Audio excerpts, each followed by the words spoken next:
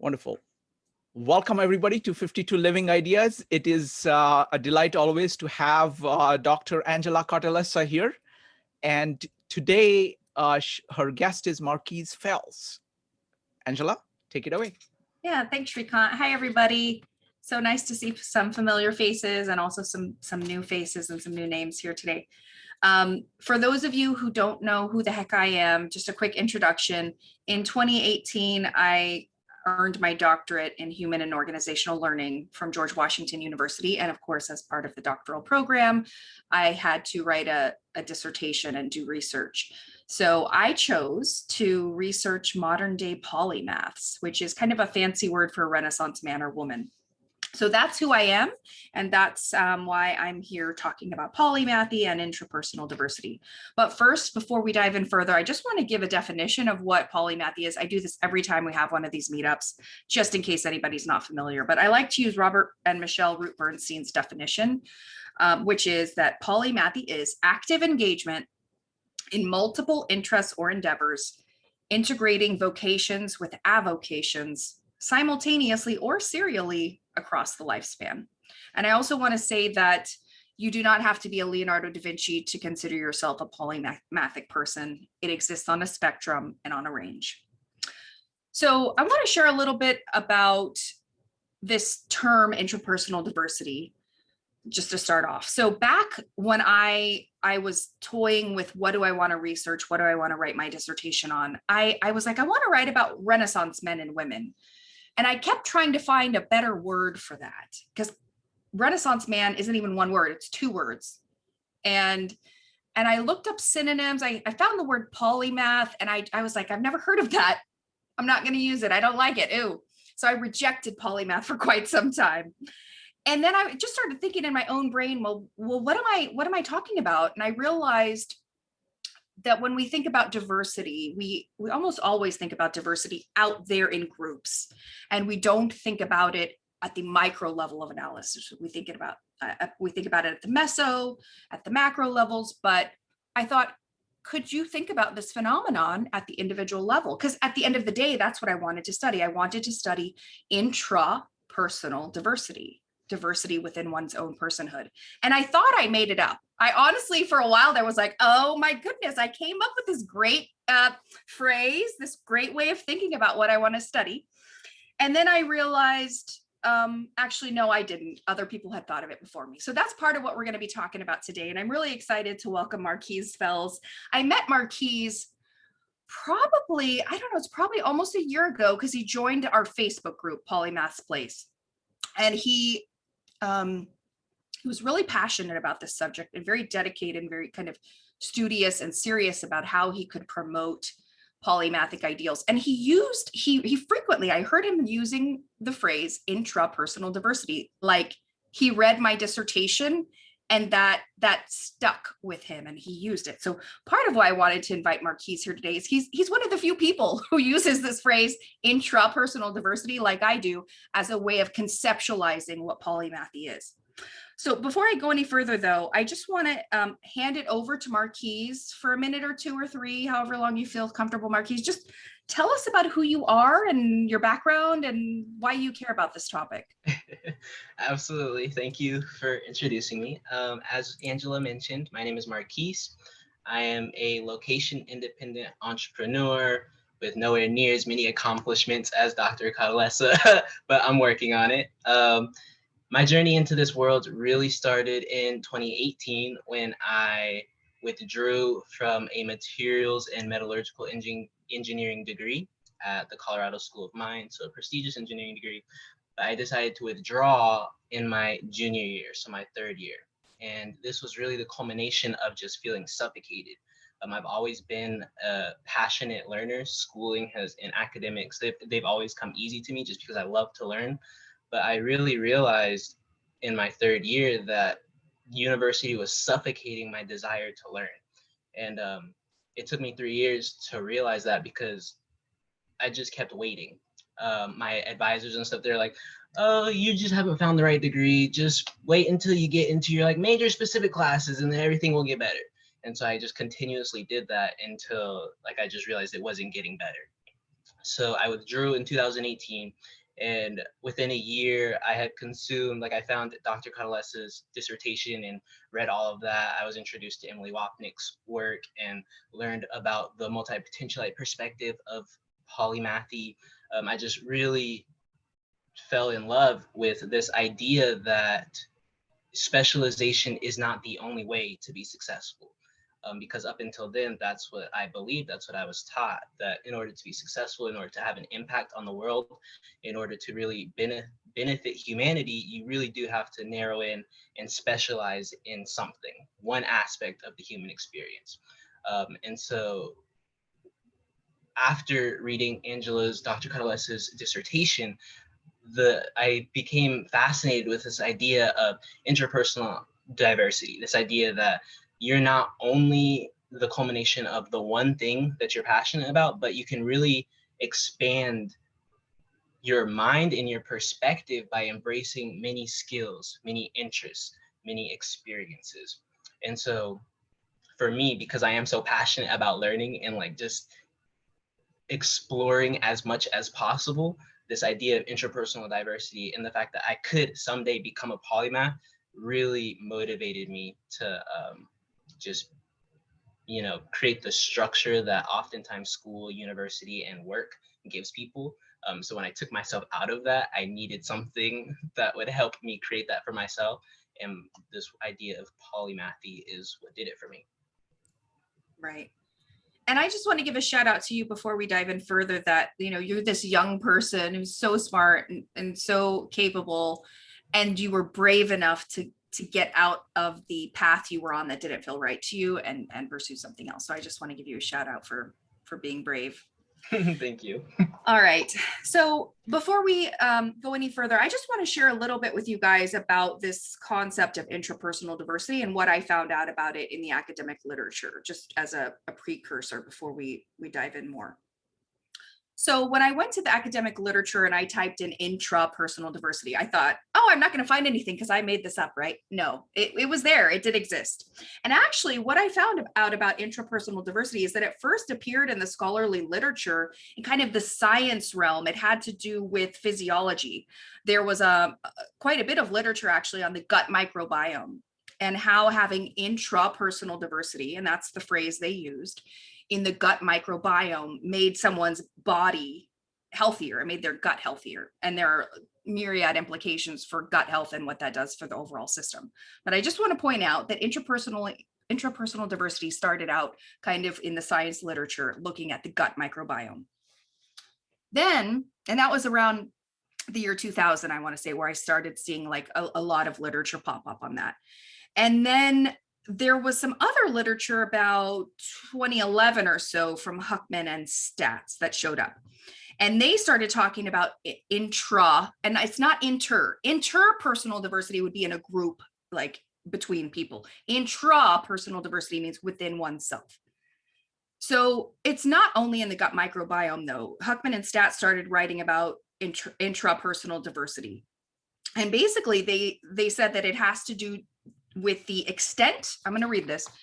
Actually, this is a different author, but just to provide a definition, it's the extent to which members' prior experiences are individually heterogeneous or homogeneous. So it's a similar construct to polymathy. And part of why I kind of like looking at it through this lens is because there's a lot of talk about how important it is to be sensitive to diversity in humanity, right? And absolutely it is, whether it's race, sex, sexual gender identity, sexual orientation, any of those things, the way that we're different and the way that discrimination against those different groups can take place, we should be sensitive to that, and it matters. But in my opinion, the construct of diversity needs to be diversified. It's kind of ironic that we think about it so narrowly. I see Jennifer from Chicago laughing. Yes, it's true. We do need to diversify how we think about diversity.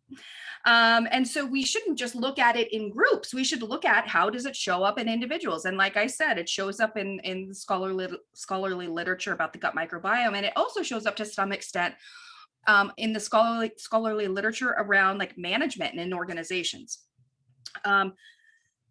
So if we want to really understand and leverage diversity, we need to think about it at the individual level. And so I want to underscore that. And that's my opinion, of course. There may be people who disagree and think that we shouldn't talk about diversity at the individual level. I don't know. But for me, I think we do need to understand diversity in all its diversity. Okay. Another way that the scholarly literature talks about intrapersonal diversity focuses on, they call it functional intrapersonal diversity. And what that means, it has to do with their professional experiences and professional experiences only. Specifically, how much is a person either a narrow specialist with limited experience in a range of functions versus a broader generalist whose prior work experience spans a number of functional areas. So, and that's Bunderson and Sutcliffe. And so the reason they say functional intrapersonal diversity is because it has to do, again, with the functions that they know how to do in a professional setting. One of the things that bothered me about what I didn't find in the literature, though, is that it was really, this idea of intrapersonal diversity was limited to the gut microbiome or work functions. And that was it. That there was no other talk of any intrapersonal diversity in all of humanity, in all of the academic literature, except in those two areas. And so I thought, that's not right. Like, we should think about interpersonal diversity. They're onto something. They're getting at it with the gut microbiome. They're getting at it with the professional experiences functionally. But what about other types of intrapersonal diversity that could exist? Let's pay attention to that. So there's my diatribe. I just wanted to like put that out there that yes, this is a thing. I didn't make it up. It exists in the academic literature and it's a thing and we should pay attention to it. It's also a different slant on how to think about polymathy. You know, that it's a type of diversity that you can foster and grow in yourself. Okay, now I'm done yapping. I want to ask Marquis some questions because I know he has looked at this phenomenon and he's thought about it. So Marquis, back when you first joined Polymaths Place, by the way, if you're not a member of Polymaths Place on Facebook, join us. There's also a YouTube channel with a bunch of videos called Polymaths Place also. But you kind of latched on to this idea of interpersonal diversity. You even used it. You said it. You wrote it. I mean, you used it in a post or two, even in the group. And I thought, wow, it seems to have resonated with you enough to where you actually, it's in your lexicon now. And can you tell me why? Like, why did it resonate with you? Why did you start using it in how you think about this concept? Yeah, absolutely. So I think that initially, like most people, when you hear the term polymath, I feel like a lot of people connotate that with Leonardo Da Vinci. And he's a inspirational figure, of course, but in some cases, he's also like his pedestal, his accomplishments are so high that it made me personally feel like, wow, I could never become a polymath. And so it wasn't until I realized that one, polymathy is really a spectrum. So that's how I view it. And once I made that connection, I, for some reason, jumped to, okay, well, how can I increase my position on that spectrum? Maybe I'm over here, like I want to be a polymath, but I really want to be over here where other people acknowledge me as a polymath. And I'm like, okay, well, how can I get there? And yes, of course, one of those ways would be to go to university and study 5 different majors, I guess. Like that would be one way to do it, is really just to dedicate myself wholeheartedly to doing it the way that most people would do it. But then when I came across the term intrapersonal diversity in your dissertation, I believe, at least the way that I remember it, the way that you defined it was like a range, or yeah, like the range of experiences, skills, or interest, skills, and experiences that an individual has. And to me, that really resonated because even in high school, like one of my biggest aspirations in life is I want to be able to learn so many things, whether it be archery, surfing, like psychology, entrepreneurship, like just all these different things that your average person would find impossible. But when you look at it from a perspective of, yeah, so there's really 3 different categories of things that I could dedicate myself to on a daily basis. I could dedicate myself to these interests. So what am I interested in? And I can list those out and really dive deep into those individually. And then skills. Okay, what are my skills that I have? What skills do I want? And like, how can I start dissecting that immediately? And then experiences also are so important because, like, yeah, experiences, your daily experiences, your childhood experiences that really define the way that you think about the world. And so going out of your way to create different experiences is also so important. And so to me, like, when really why I latched onto it was because obviously I want to be a polymath. I think that's pretty clear by now. And so I was trying to figure out how I could make that happen. And so for me, by viewing it in this way of intrapersonal diversity, it just became more real. It became tangible, something that I could accomplish, and not something that, wow, Leonardo. Yeah, and you're not the only one, by the way, who's polymathic, but feels nervous to use that word as part of how they identify. So saying, you know, I'm a person with intrapersonal diversity is another way of sort of having that identity and just having another term. And I just want to say too, yes, absolutely, to your point about knowledge and skills and experiences, because so much of the conversation around polymathy is just information and knowledge and learning and what I can do with that, what skills I have. But for me personally, I think the breadth of living isn't just limited to what you can stuff in your brain or what you can do with it. It's also the experiences that you foster, that you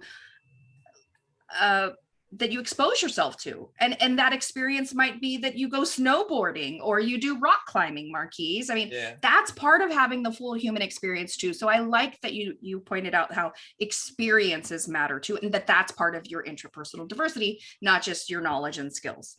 So great point. I'm curious, you know, since you like this term intrapersonal diversity, like you like conceptualizing it that way, why do you think people don't think about it like, I mean, I literally, when I posted about this meetup, by the way, and I said we're going to be talking about intrapersonal diversity as a different way of understanding polymathy, someone was like, is that even a thing? Like, it's like people are like, never heard of it, never thought of it. And we, you know, we think about diversity and how important it is all the time, but it's like mind-blowing to people to think that diversity could exist within a person. And it can. Why do you think people don't realize this, and why is it important to think about intrapersonal diversity? My immediate, like, what I'm drawn to immediately is that diversity holds such connotation, like, it's so weighted in people's brains, because especially in the times we're living in now, and I think just like over the past couple of decades, we've all been taught that external diversity is so important and that it needs a lot of emphasis. Like, you need to be really sensitive to the diversity in a room, because one, of course, that the more cultures, the more people, which is really interesting. Well, we'll get to that later, I think. But just the more people you have in a room, the more ideas, obviously. And so, like, it's really, I think, clear to see that when you have more people, there's greater diversity. And when you have greater diversity, you get greater results. And so I think it's really, I think, like, when you're talking about an iceberg, so diversity, and at the tip of the iceberg for diversity is just that what's obvious. We can see, like, all of the different colors of people that are here on the Zoom call right now. Diversity is just obvious. But I think that in modern times, something that a lot of people lack is a self-awareness. And so in order to really view the diversity within an individual, within yourself, you have to be self-aware to acknowledge that, wow, maybe I'm not just my, like, what I've specialized in, what my job is. I'm not just that.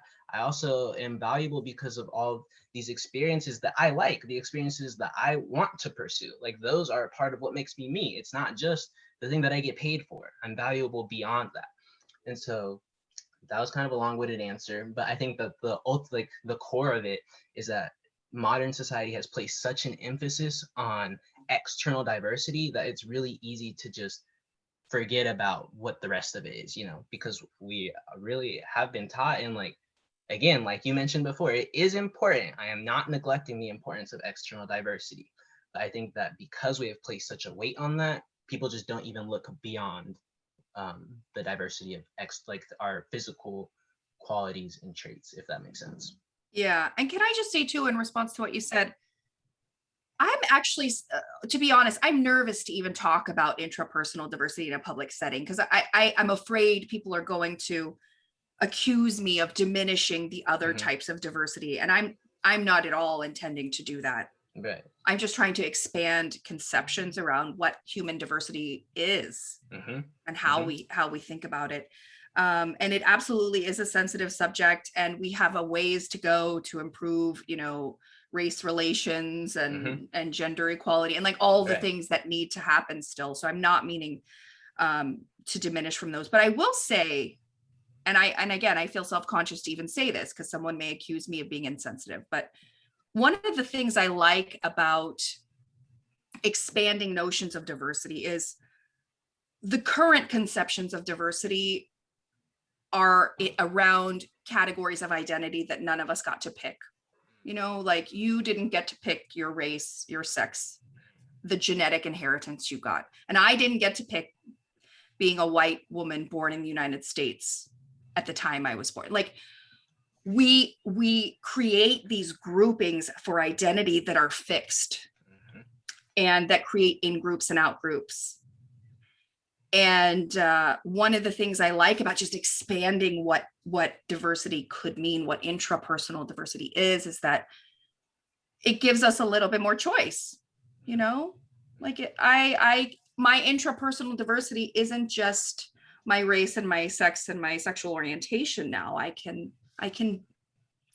it's about my passions from my heart to some extent. So I like, and again, I feel self-conscious even saying this because people may accuse me of being insensitive to the other types of diversity that exist. But I just want to say, I really like the idea that, you know, we can expand our identities beyond fixed categories that none of us had any choice over too, you know, and make it from the heart.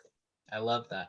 And I think that you really are underscoring something, at least what I just thought of was the fact that, so in most circles, when we think of diversity and the importance of diversity, or at least one example of the importance of diversity that people often give is that, well, in a business setting, if you have more diverse team, then the results and accomplishments are better.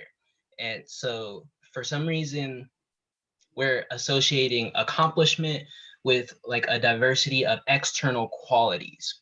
And that's not even what makes people unique. Like that's not why that room is diverse. That room is diverse because of the different experiences and interests and skills that those people have gone through to get them there. And yeah, their skin color or their sexual orientation, like all of those things will have affected their worldview, but it's not the skin color that makes them think differently from you. It's their different interests, skills, and experiences.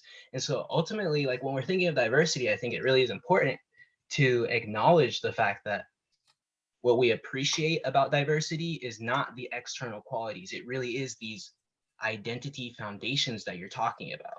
Yeah, the content of your character, your openness, your curiosity, your bravery, like those really enrich a room, rather than like your skin color. Yeah, exactly. You know? And one of the things I want to say too that I really love about diversity and appreciating intrapersonal diversity is that you can become this hodgepodge of things that aren't even supposed to go together.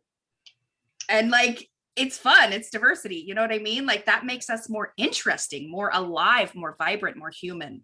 And so when we value and explicitly talk about how important intrapersonal diversity is and that it's okay to not fit into a standard box, that adds so much more to my life and to the room that you're talking about when I walk in it. Okay. Yeah, absolutely. I'm trying to think. We've covered so much ground already. Okay, what's my next question here? Okay, along those lines, and again, this is a sensitive subject, so I want to be careful, but there are tensions, right? There are tensions between people from different racial groups, for example, right? 2020 really brought this to light, especially in the United States. One of the things I've wondered, I mean, we need to fix race relations. I'm not diminishing that. We need more equality. Absolutely. One of the things I've wondered though is, as long as we focus really, really hard on our differences, what does that do to us as a human group, right? Like we need to focus on our differences. We need to be able to be, you know, in different groups and explore the different parts of our identities, even if we had no say over falling into any of those groups. But what could polymathy or intrapersonal diversity do to maybe heal some of those tensions? And what I mean is, say Marquise, you and I didn't know each other, and we met at a gathering of some kind. I might assume, okay, your skin color is different than mine. You're male, I'm female. And if I see you through those lenses, I will be like, no, we're not going to have anything in common. Mm-hmm. And I may not even try. Like if I see our difference, I may not even try. But if I see beyond those categories and I say, hey, what do you like to do? What are you passionate about? And you say, I don't know, what do you say? What do you like, Marquise? I like rock climbing. I like traveling. I like learning. Oh my God, me too. I love traveling. Where have you been? You see what if we focus on other types of diversity, if we have more tools in our toolkit, more experiences, more passions that we can connect around, it opens the door to actually not be so separate and different. It creates opportunities for us to find common ground because we have more to pull from. You know what I mean? Because we've got these broad experiences. What do you think about that? Do you see that? Do you agree with that? Or do you think about it differently? No, I absolutely agree. I think that oftentimes, I'll flip it around. Let's say that you walk into a room and you see Jennifer from Chicago there, who looks similar to you, you know. You guys, so you might go up to her and talk to her, but if her interests, if her experiences, if her skills don't align with you, are you going to like create a connection with her? Is your relationship gonna blossom? Probably. No. Right. Because that's like her looking like you ultimately is not what is important. Right. I think that in most cases, the greatest collaboration comes from people who acknowledge that external qualities, that skin color, that sexual orientation, that gender, like those things ultimately do not matter, because I think that you put it perfectly in the beginning. Like, we did not pick those things. I read a book recently on race relations that was talking about just this like the buffoonery really of the idea of race. It would be like if we just said that all tall people were better than short people. Like that does not make any sense. It's in-grouping and out-grouping. Humans do this, the in-grouping and out-grouping. And when you do it over things that people can't change, yes, it puts them in a corner. What I'm arguing is how wonderful would our world be? Okay, if we're humans and our nature is to do in-group, out-group, let's expand our in-group. And polymathy is a way to do that.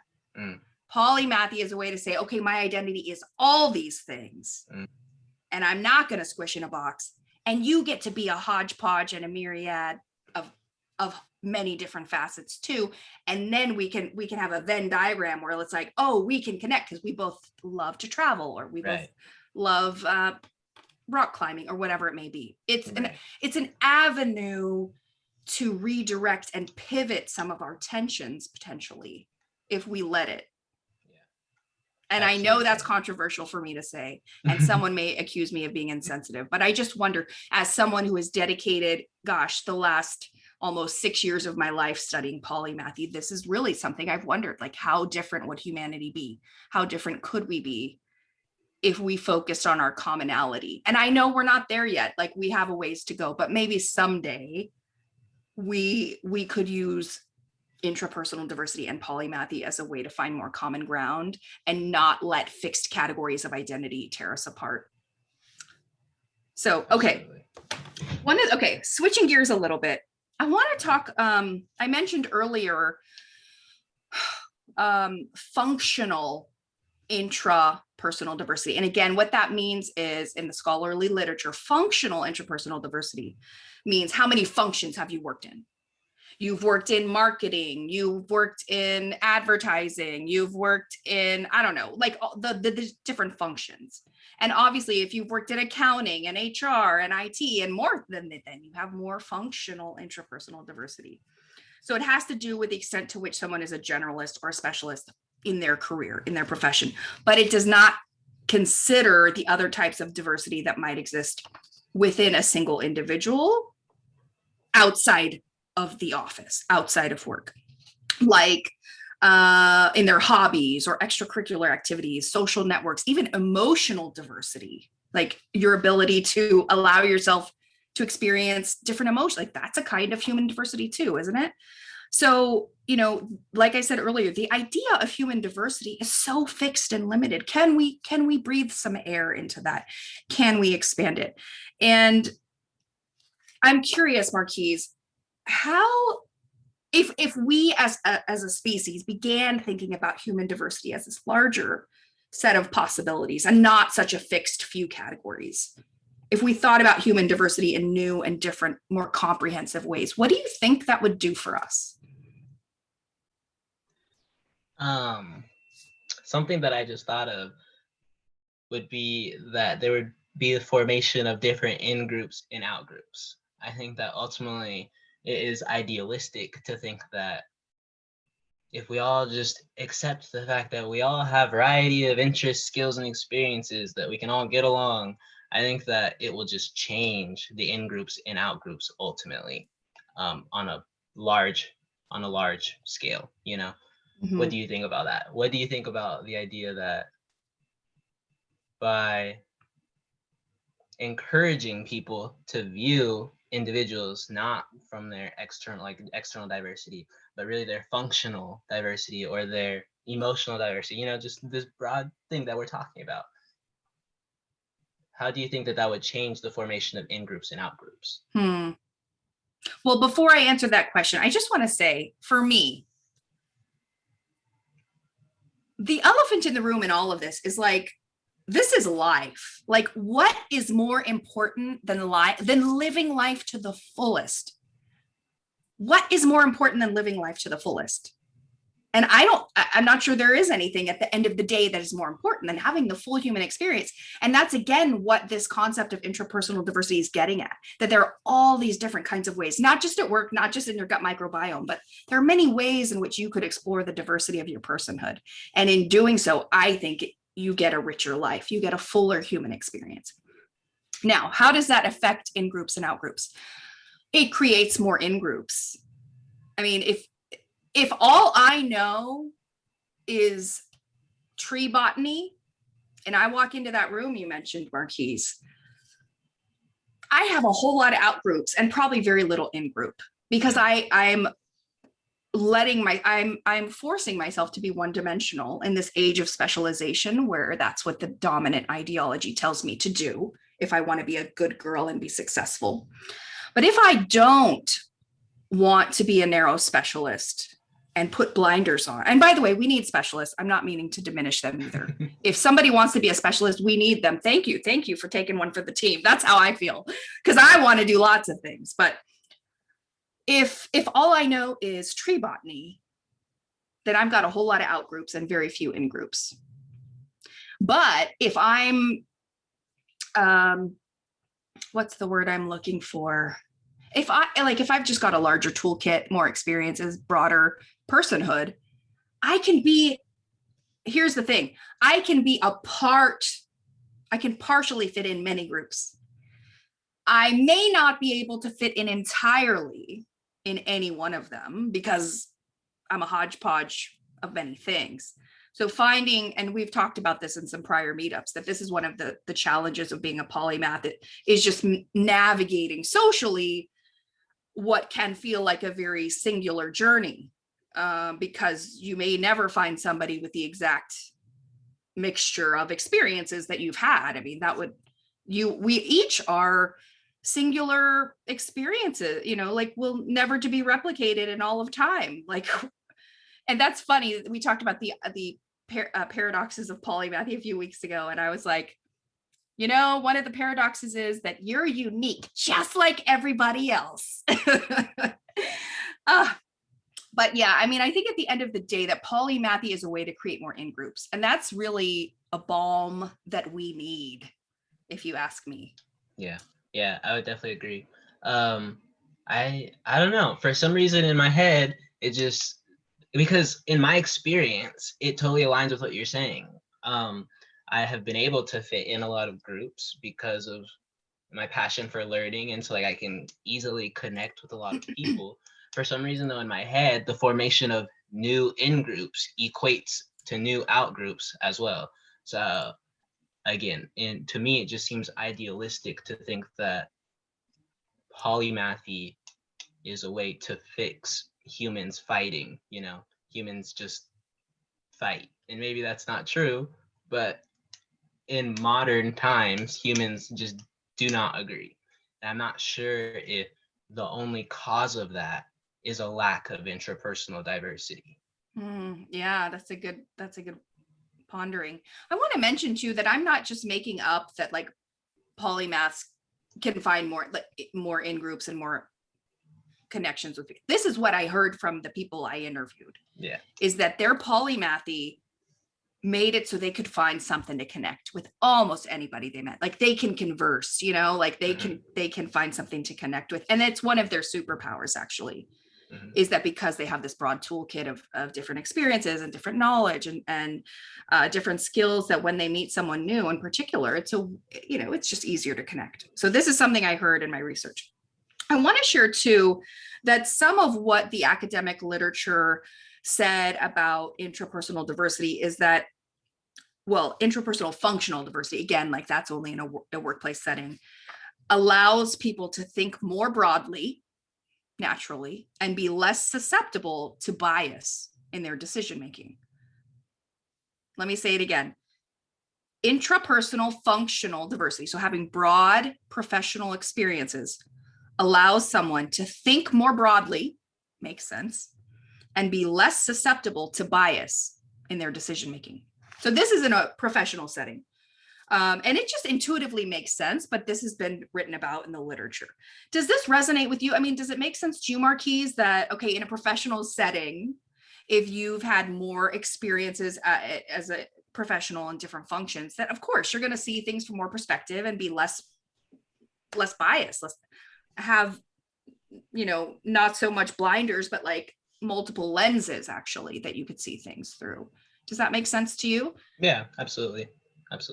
Yeah. One of the most frustrating things for me personally is when people are not able to to look beyond their personal opinion. They just let their opinion dictate how they live life, especially at work, because working is oftentimes just habitually based.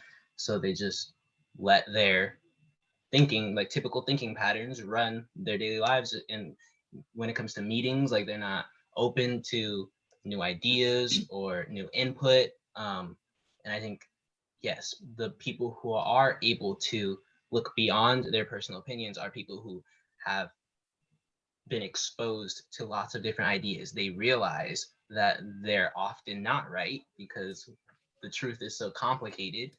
Everything is connected. And so how can you be right if you don't know everything? I think that people who do not embrace intrapersonal diversity don't realize that often. Mm-hmm. Yeah, absolutely. You touched on something there I want to address too. And I really haven't spoken much about this. But one of the things I think that polymathy or intrapersonal diversity can do for somebody is add a certain element of aliveness to their experience of being human. Because if what you experience, like if you let yourself be a cog in a machine professionally, and especially if you don't really pursue hobbies or other types of adding diverse experiences to your life, it can just start to feel like a Groundhog Day to some extent. I think, like you're just kind of in this rut and you're going and, and a day turns to a week, turns a month. And then before you know it, like you've just spent decades of your life focusing in this one area. But the alternative is, you're a polymathic type and you are open to experiences and you're curious and you're brave.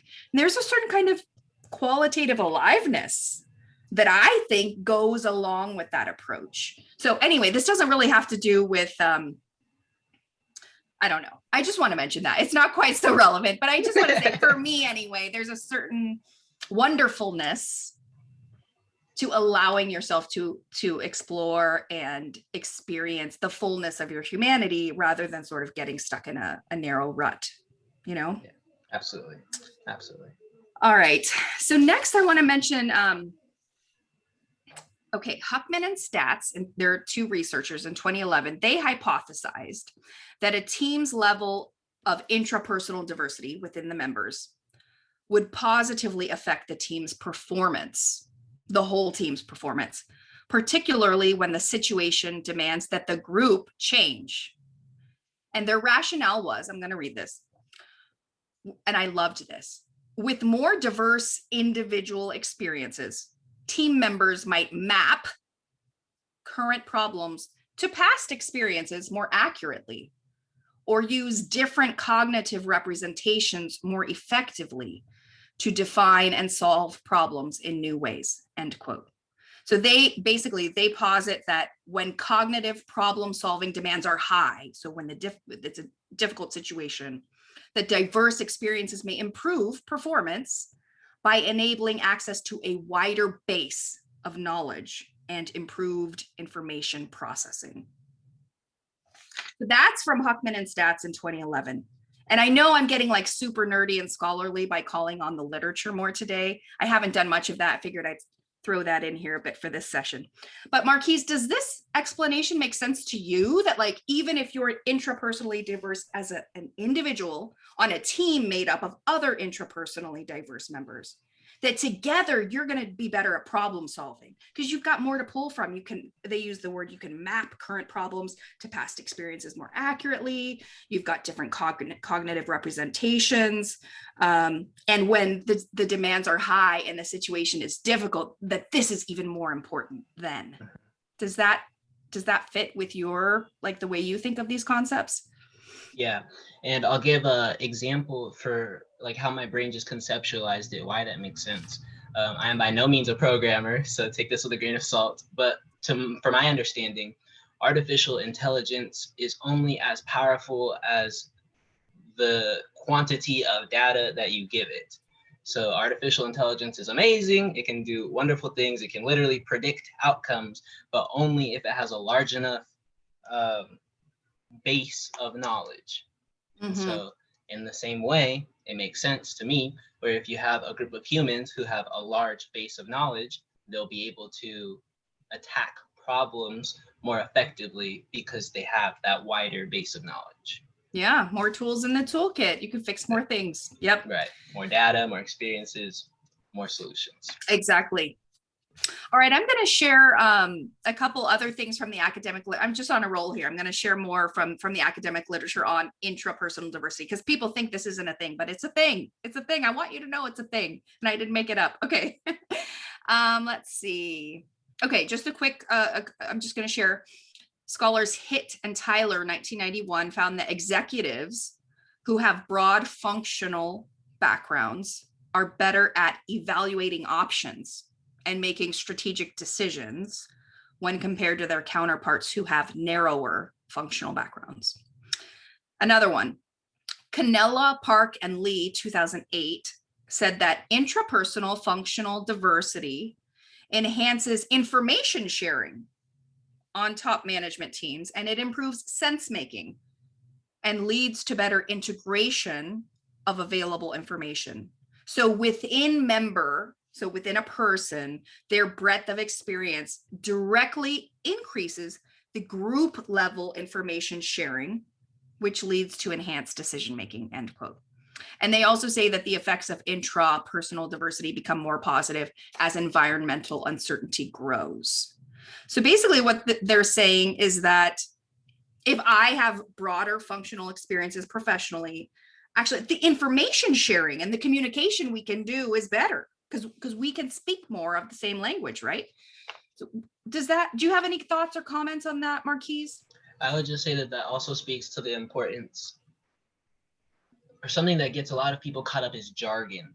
And so if we can, like you said, communicate with each other, if we both understand the same jargon, then Yep. it makes sense that there will be better integration, more decision making. You know, it just makes sense to me. It seems logical.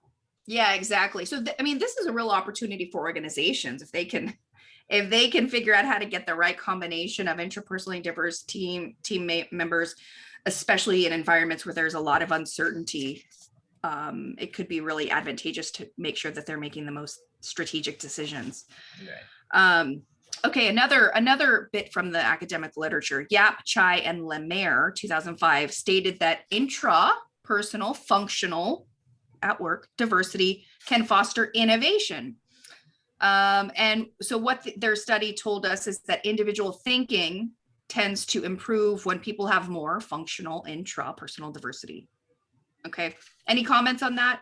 Nope. Nope. Okay, another one. I've got a few more. Okay, Park, Lim, and Birnbaum Moore, 2009, found evidence that individuals who are intrapersonally diverse can be of great value to the teams on which they work. So teams consisting of multi-knowledge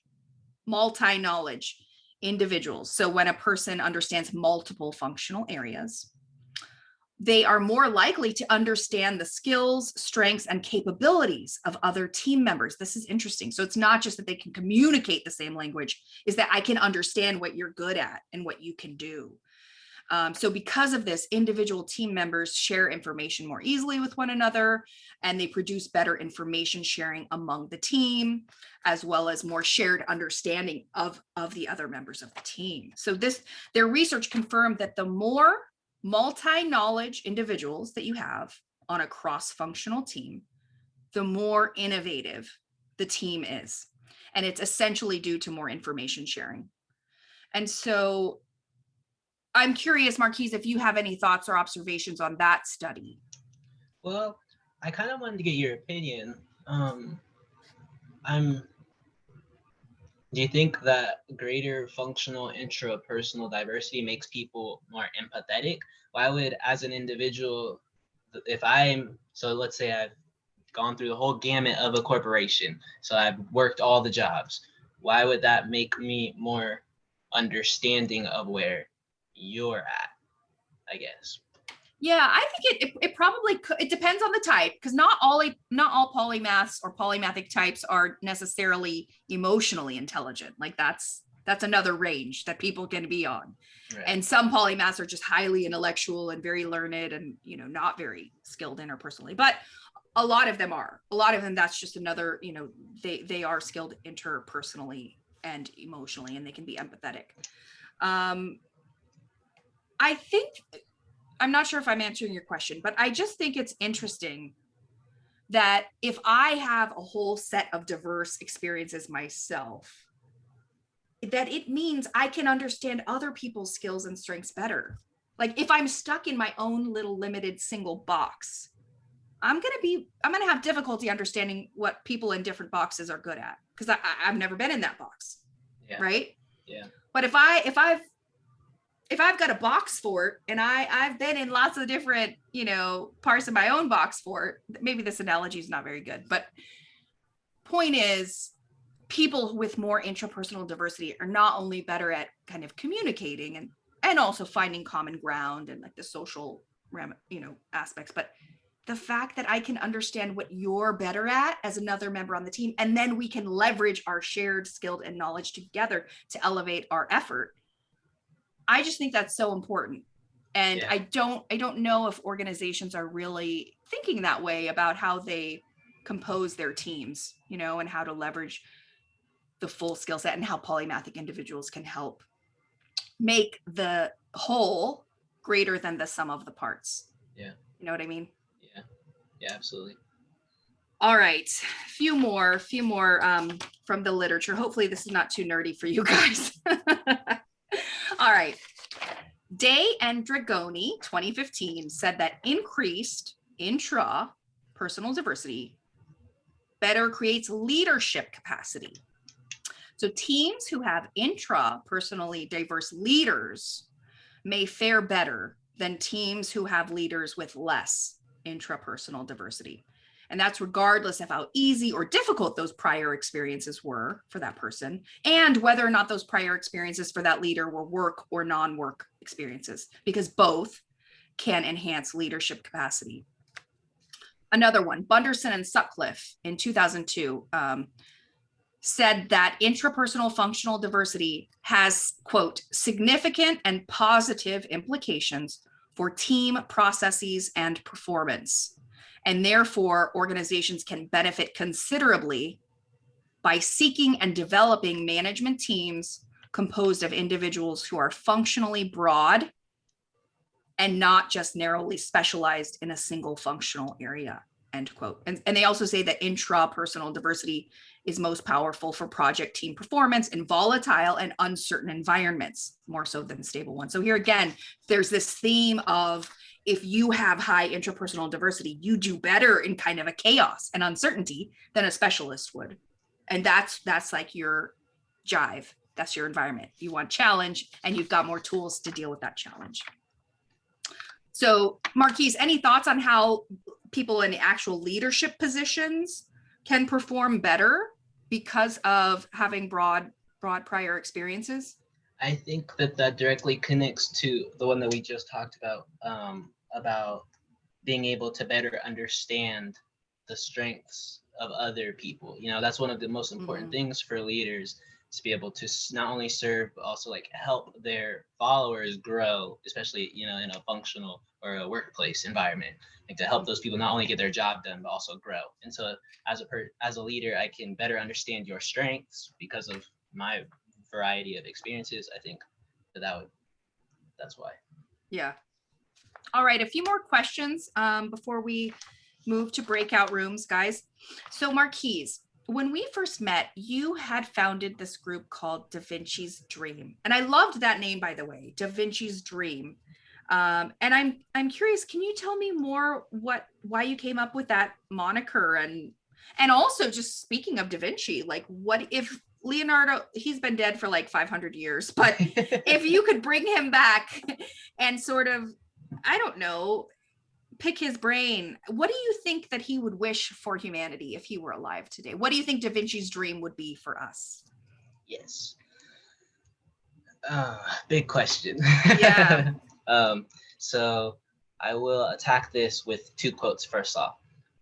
My two favorite quotes from Leonardo da Vinci are: one, learn how to see, realize that everything connects to everything else. And two, I've been impressed with the urgency of doing. Knowing is not enough, we must apply. Being willing is not enough, we must do. And so for me, that really speaks to, one,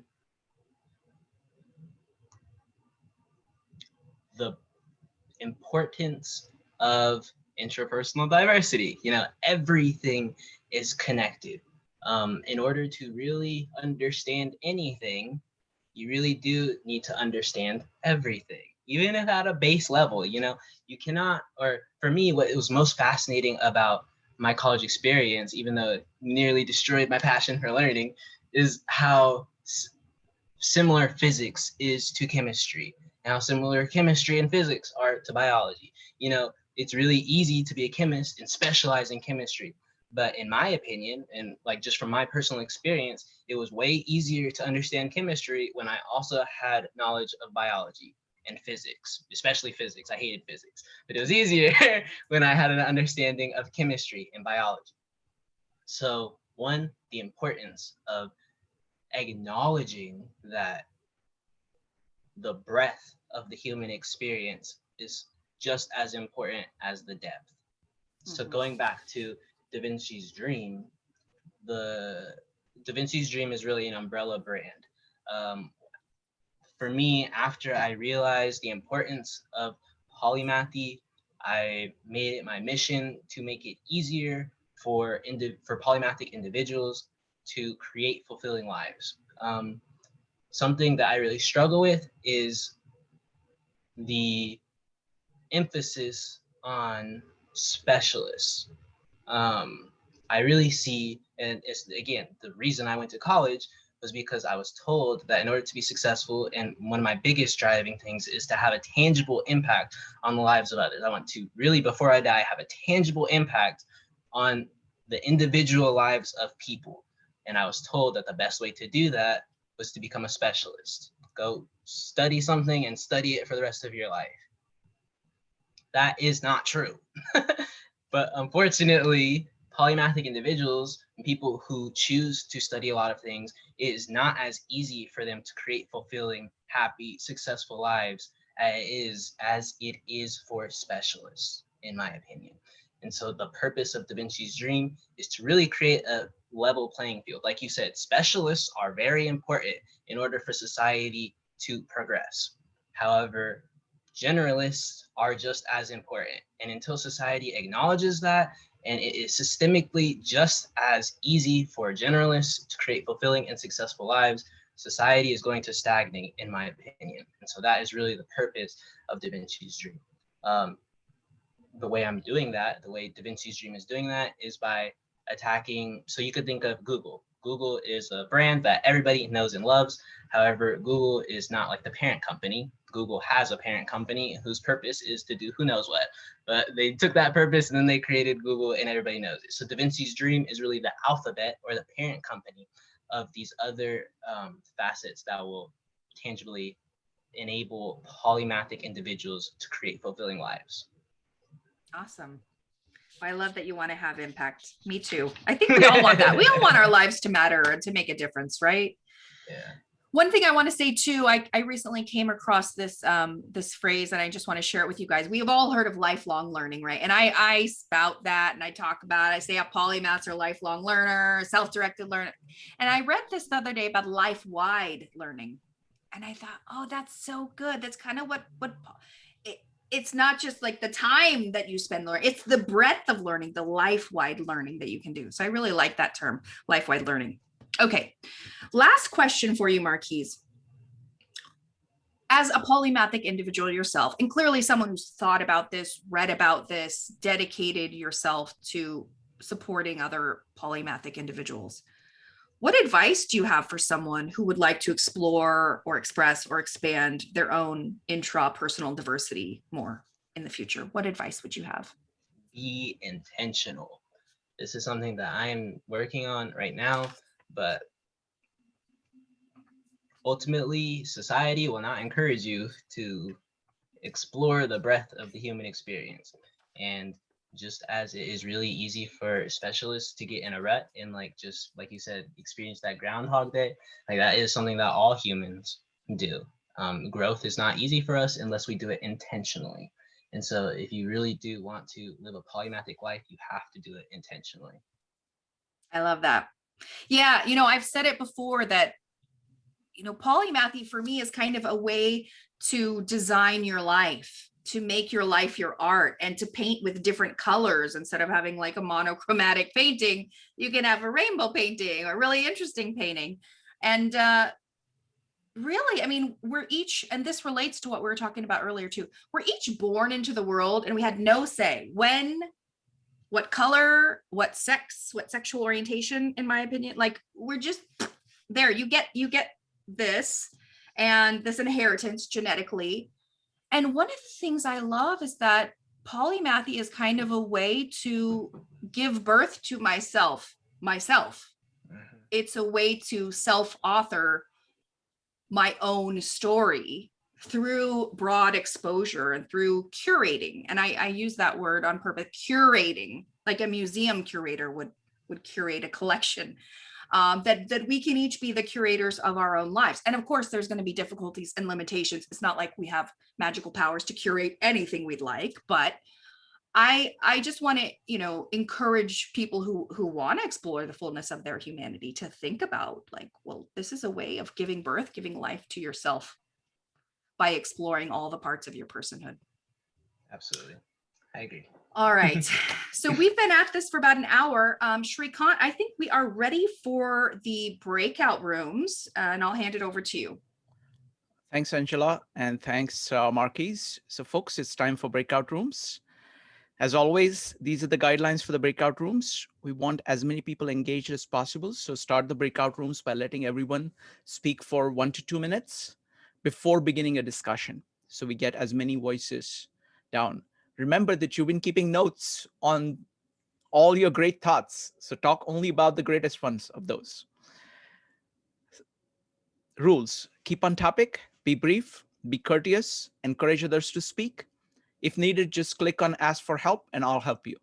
We'll run this for 20 minutes, at the end of which we'll be back here to share our takeaways and ask any questions that you may have.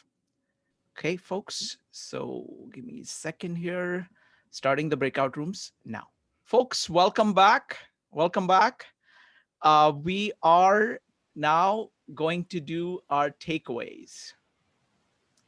As always, we've got 4 rules. Rule number 1, raise your hand in Zoom or preferably put an exclamation mark in the chat to speak. Okay, you can either give your takeaways, put a question on the table, or both. Rule number 2, keep on topic. Rule number 3, be brief. And rule number 4, speak your mind. Feel free to disagree with anybody on anything and do so courteously. All right, so let's start with Barry, Joe, and Jade. Barry. Welcome, Barry. Go ahead. Yes, and I have my journal here, just and I wrote down what and so this is what I came up with. Listen to everybody talk, and I like to simplify. I think polymaths are good at simplifying complex things, whereas monomaths are good at making simple things complicated. Okay. And I believe that just as a diverse species makes the ecosystem more resilient in a changing environment, that the intrapersonal diversity makes the person more resilient in an environmentally changing situation. And I think this is the problem. We live in a environment that is constantly changing because of technology. It is changing exponentially, whereas we as a culture do not keep pace with the change in technology, and so we're a tribal culture, which was necessary when you lived in a non-changing environment. But now we live in this highly changing environment. We need to be more diverse or we're going to collapse. That is really the concern. So we as polymaths are here to save the world. We're heroes. I love that. Thanks, Barry. Thanks, Barry. That was fantastic, as always. Thank you. Next up is going to be Joe, Jade, and Paul. Joe. I'm not going to be able to save the world, so I don't know if that's Joe, pretty hard thing to follow. Joe, you have to write a poem. See, that's what. Go, Joe. Go ahead. No, so I looked at it. It was actually interesting because I think that right as we were breaking out that I was going to get some disagreement from a couple of people in my group, and I like that. But the one aspect of it that I thought was really important is the idea of how you spoke about self-awareness and understanding your skill sets, where they fit into an organization or things like that. And I thought it's really important to see what value you bring outside of your current position and your job. But that's a very difficult thing to do if it's a very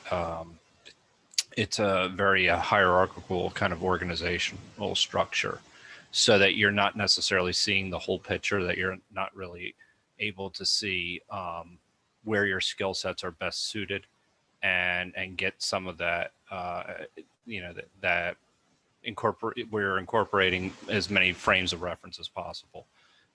So that was one takeaway that we had, that I had. So the other was the comment about it allowing you to be less biased. And I found that to be interesting as well, because I do think that if you start to, develop as many experiences as possible, and this is where we may have disagreed a little bit, is that you can develop a certain level of empathy for other people, and it actually will, not only develop empathy, but you also develop an understanding of what other people are going through. So therefore, your bias against them to say that job is easy or this is easy kind of goes away a little bit. Now, a couple of people in our room had made the comment that if something is easy to everyone, then and they're a polymath, then they may not have that experience where they actually are probably dismissive and probably still biased against certain people in their jobs. So that was where I kind of got the pushback a little bit. And I think ultimately, lastly, I think an important part about this is adaptability and understanding not only it's how to work with other people. And I think there's a leadership component out of that more than it is actually polymathy with these, when you're talking about interpersonal type of skills that you're developing, because you're or interpersonal diversity, because you also have to be able to incorporate as many diverse perspectives as possible.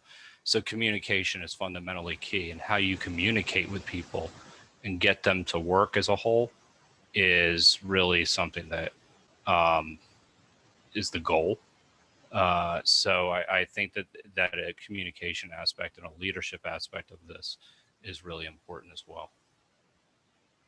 Yeah, And thanks, Joe. I'll yield the balance of Mike's time. Mike, you just lost some of your time. It was yielded back. Okay, next up is Jade. Jade, go ahead. Angela, Angela or Marquise, did you want to respond? If you want to respond to anything, just unmute yourself and respond, okay? Okay. The only thing I'll say, both Barry and Joe made a lot of really good observations with particular regard to empathy. Like, I have not studied are people who are more polymathic, more empathetic. As far as I know, that study has not been done. I think it makes sense naturally that if you've had more exposure to different types of people, different cultures, different professional experiences, different hobbies, that it naturally sort of puts you in this mind frame of like understanding multiple perspectives. And at the end of the day, that's what being empathetic is. It's understanding. I'm not in your shoes, but I can imagine that, and I can sort of feel for you for the difficulty you're going through. So, but I will say there's a range of polymathic skill, and some polymaths may be super intellectual and not very emotional, and then they're not good at empathy. And then there may be other polymaths who are just really skilled interpersonally. They've got this broad toolkit. They can connect with anybody. They can understand another's perspective and another's experience, and they're really good at empathy. So I think, like polymathy itself, the ability to be empathetic exists on a range and a spectrum, and some people are better at it than others. Thank you, Angela. Next up is going to be Jade. So it's going to be Jade, Paul, Kevin, Jyoti, and Jeff. Jade, go ahead. So I had a few things.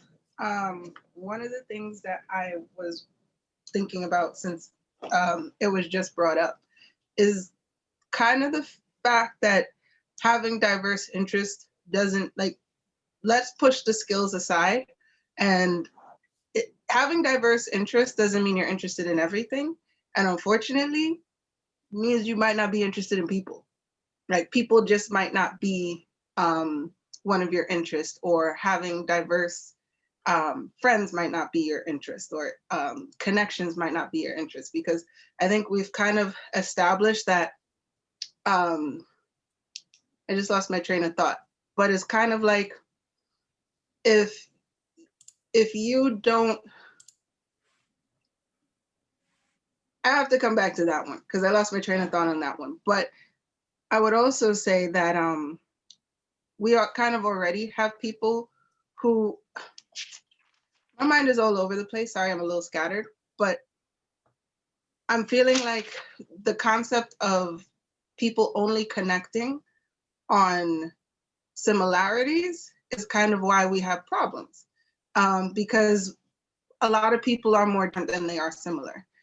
Even though we have a lot of basic needs and things like that are similar. But I think the ability to connect on differences is something that should be considered, because especially if we're going to put forth the concept of lifelong learners, it kind of, to me, implies that you would want to learn about someone, because people who are very different from you give you an opportunity to learn. Because I don't know who you are, how you function, or why you function the way you function. So it gives me an opportunity to learn. And that would be where we connect. You learn about me, I learn about you. Again, that learning has to be something interest. Then I was also wondering,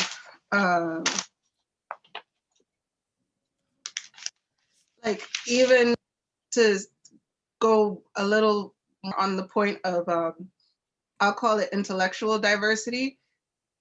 It's kind of very true. Like, I could go to a bar in Williamsburg, Brooklyn, and I could see people of all different kinds of faces and looks, but they all have the same mindset.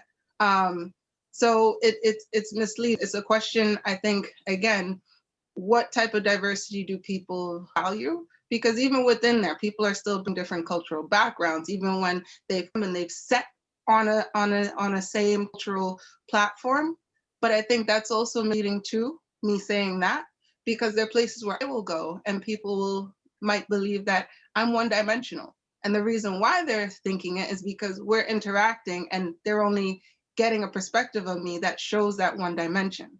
So I think sometimes we end up making the mistake of making that snap judgment and not recognizing that there's usually more to most everything, including people, than it seems. Jade, you made a great point.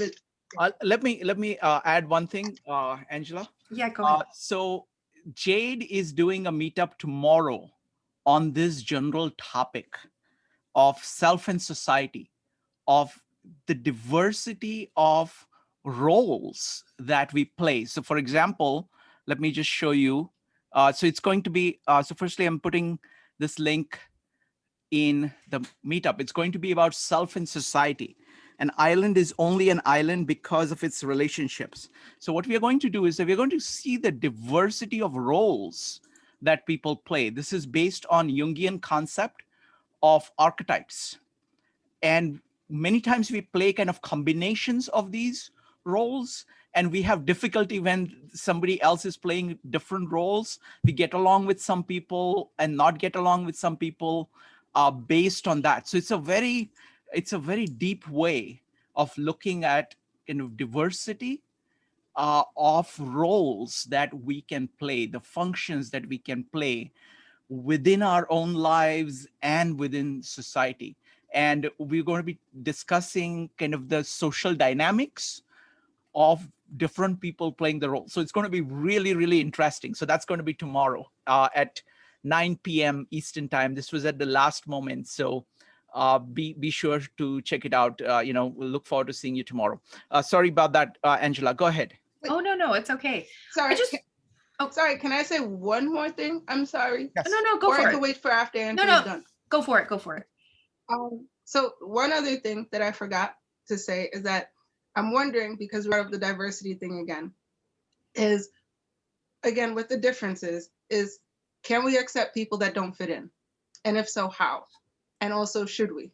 And should we accept people who don't fit in everywhere? And if so, why? Because, like, for instance, I won't go into the story, but there's a question of, is everyone for everybody, and is everyone for everything?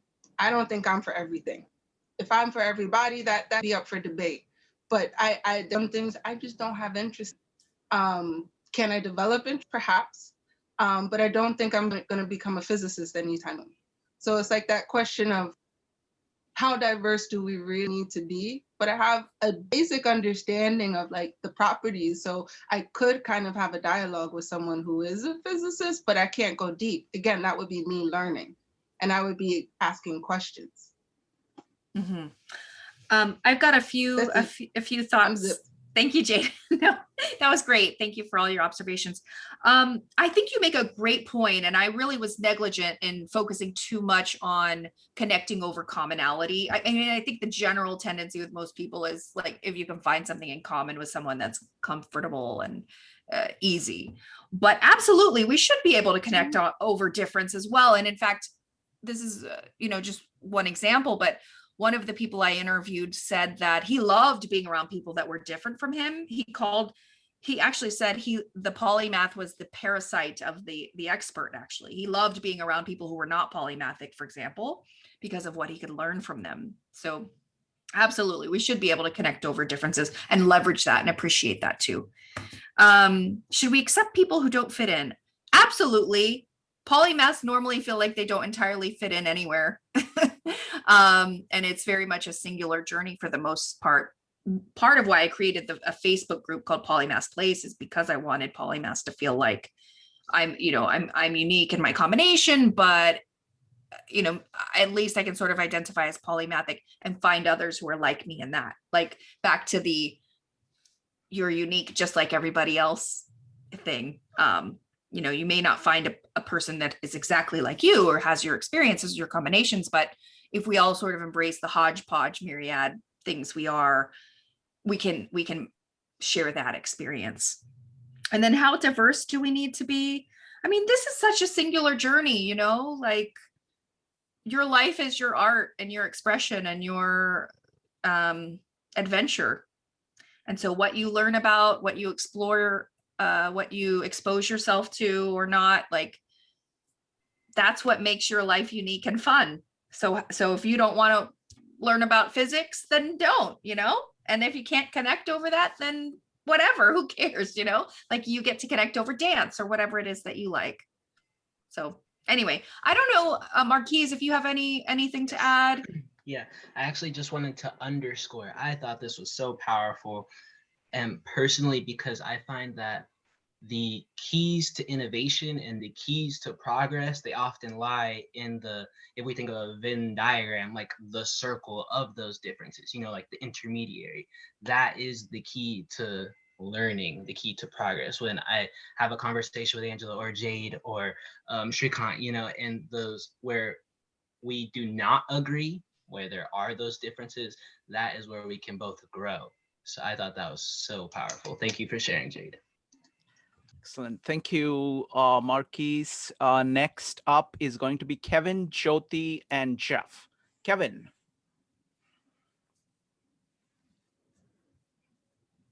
Hey, sorry.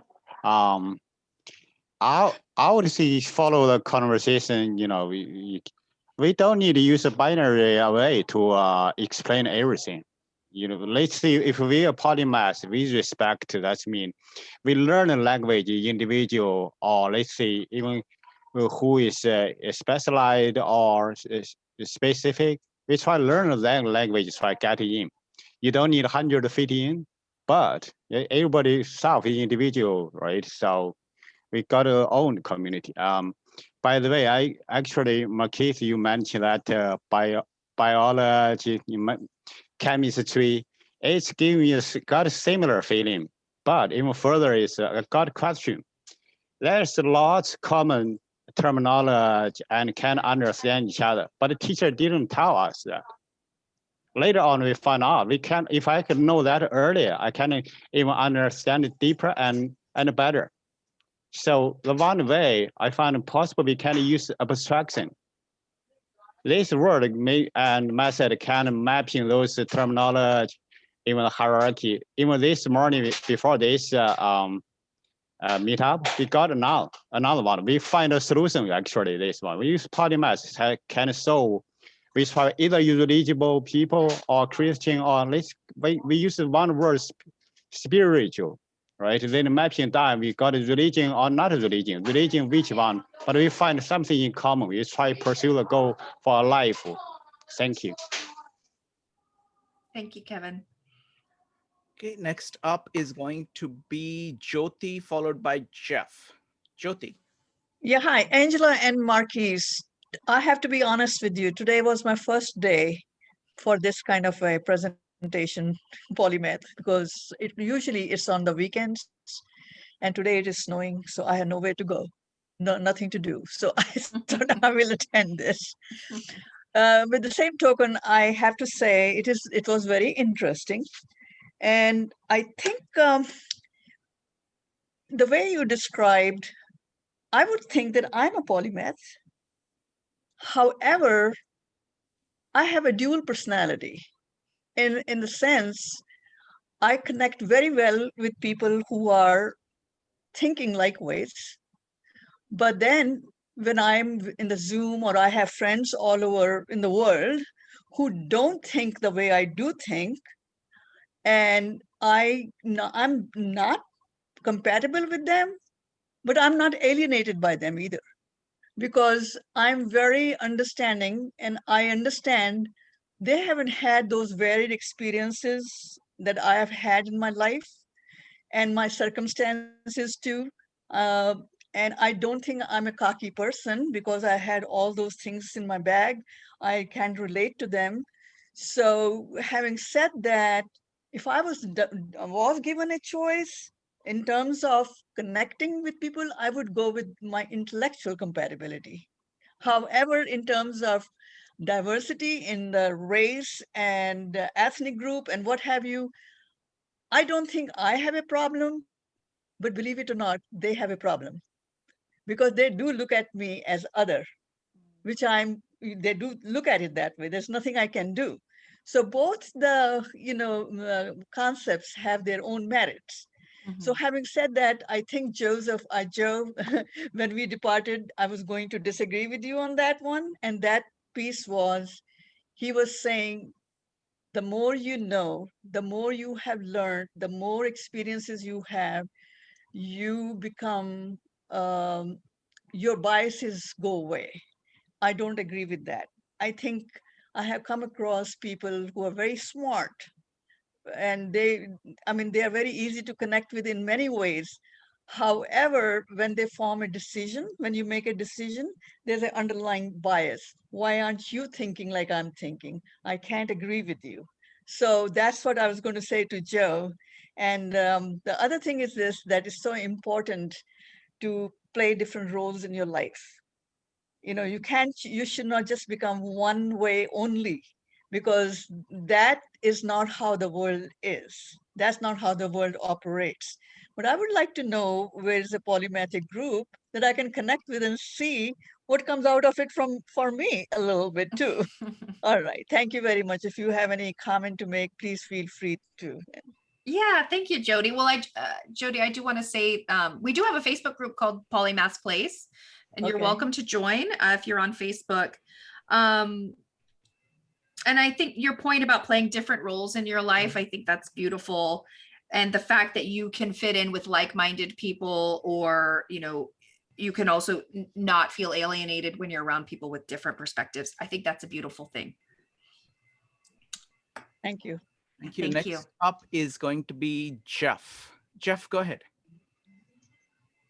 So Angela and all you, I'm a frequent visitor here. I love your perspective on this, and I want to offer just two things. One, that I actually engage with leadership teams of all kinds of companies and organizations and agencies, and as you might imagine, the levels of expertise between a chief financial officer, a chief technology officer, an HR director, a marketing, market analysis person, a person who's oriented to sales, their personal orientations and their levels of expertise and experience are very, very diverse.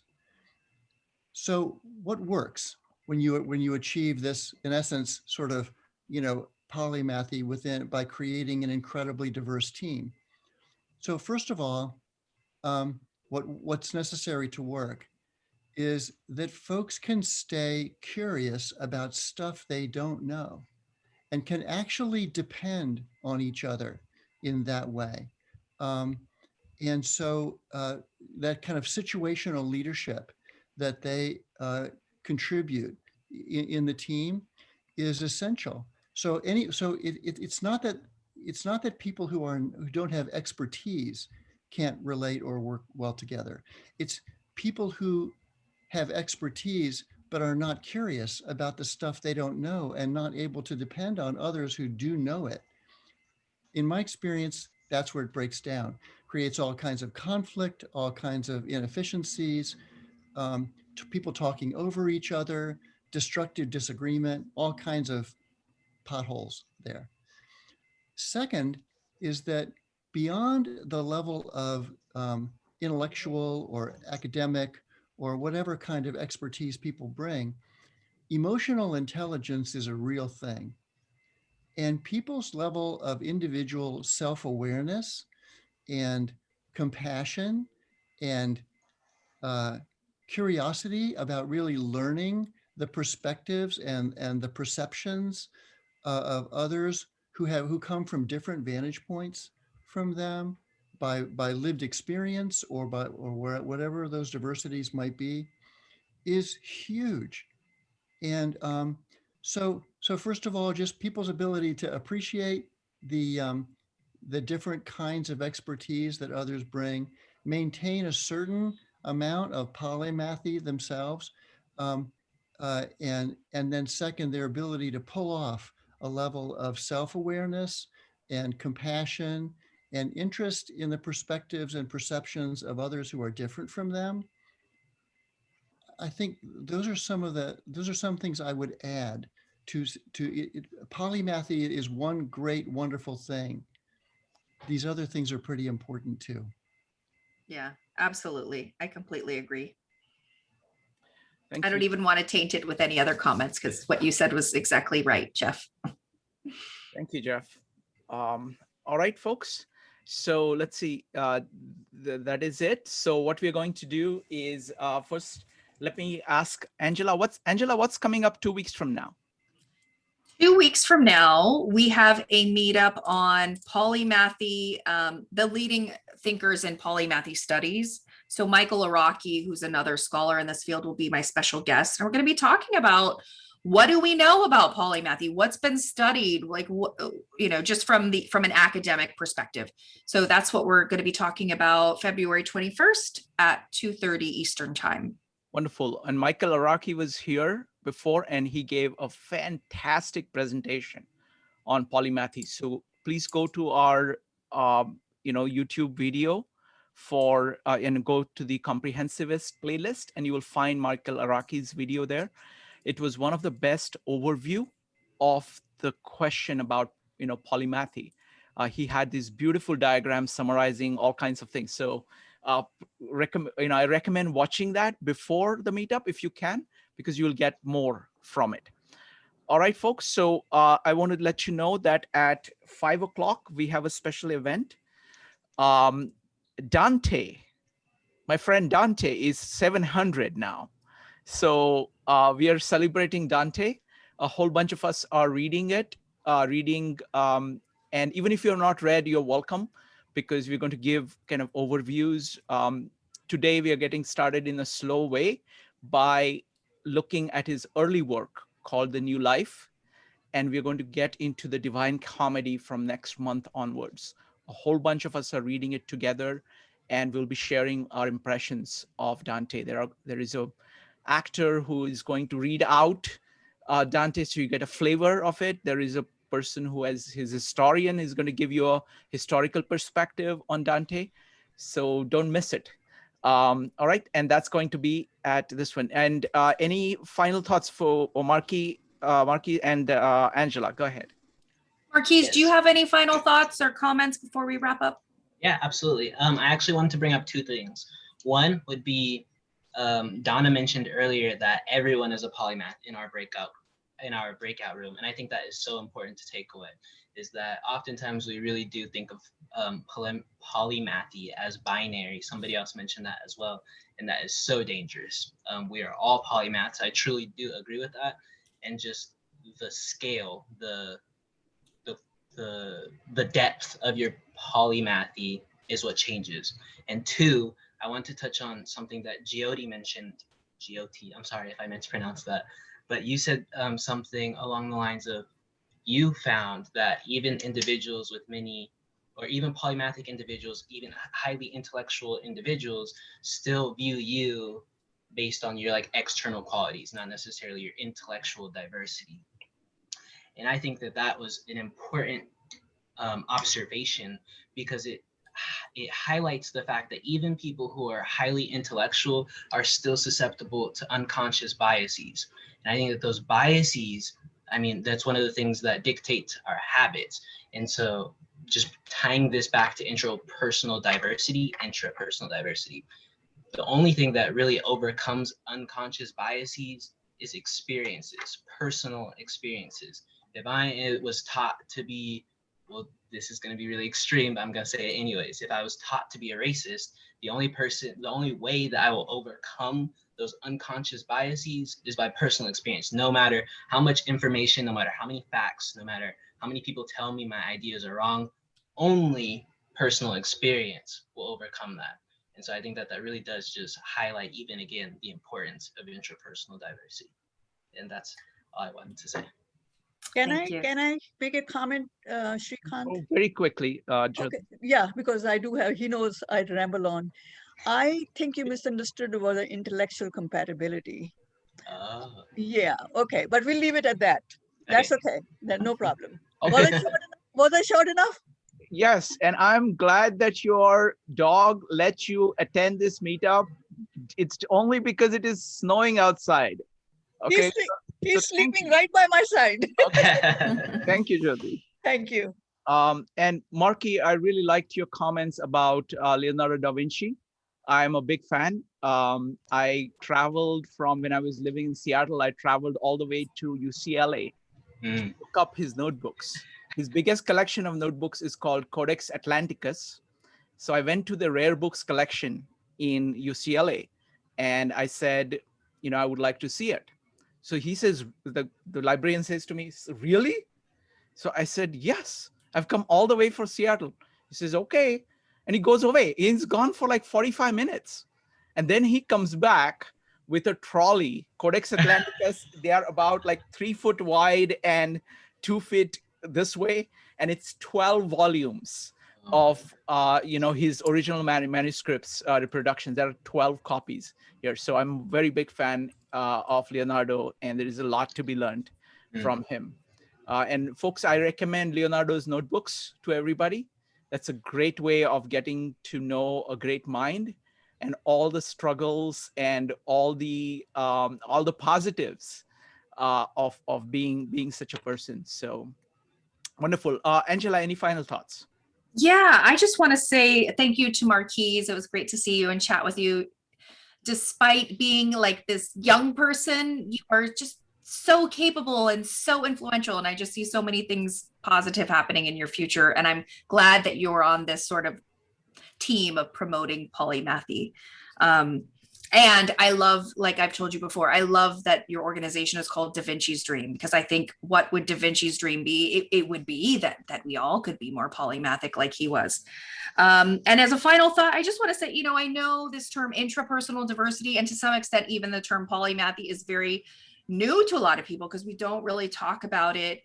And I hope it was thought-provoking and interesting for you to think about these these aspects of our personhood, and in particular thinking about diversity in kind of a new way. So I hope you found it interesting. And that's pretty much my final thought. All right, wonderful. Thank you, Angela, and thank you, Marky, and thank you, everyone. I'm going to close off the meetup for a few minutes, and we will be back on at 4:45 for Dante. See you, folks.